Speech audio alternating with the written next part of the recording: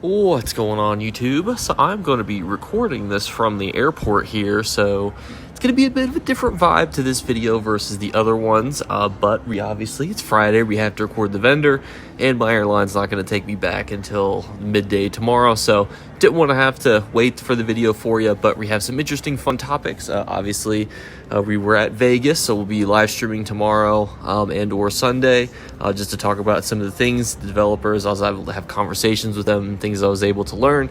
So that stream will be coming out, and then there'll be some videos coming out kind of in regards to that. And I want to thank you guys again for all the support on recent videos, because we're just plugging towards the next milestone, and I want to thank you guys again so much for that. But let's talk about the vendor. All right, so first, don't judge me too harshly because I forgot to bring my razor to Vegas, but the luxury furnishing vendor, which you guys can find in Craglorn or Cold Harbor inside the Hollow City, you guys are going to be able to get some okay-ish items.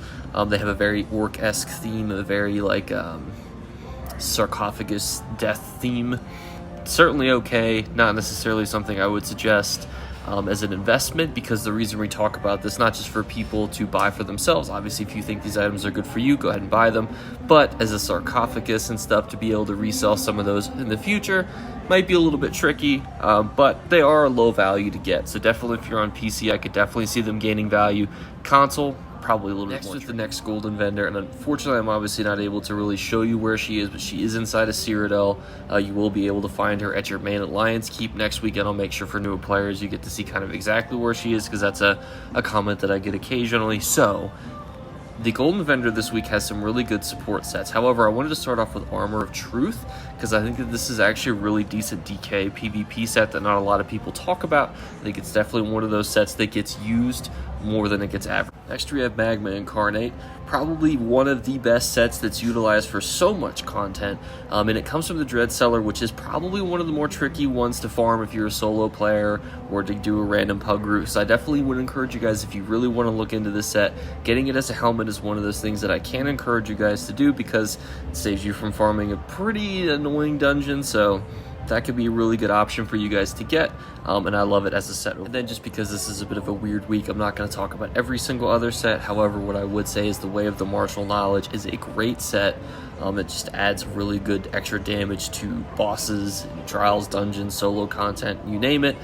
Even seen a little bit of niche PvP usage for it, because it is a flat damage increase and it is a named buff, so it can be stacked with. But that's going to wrap up the video there, ladies and gentlemen. You can see that we are just kind of waiting for our flight in the void here. So it's obviously was a great weekend to get to go to ESO. I've got all my ESO stuff in this bag here.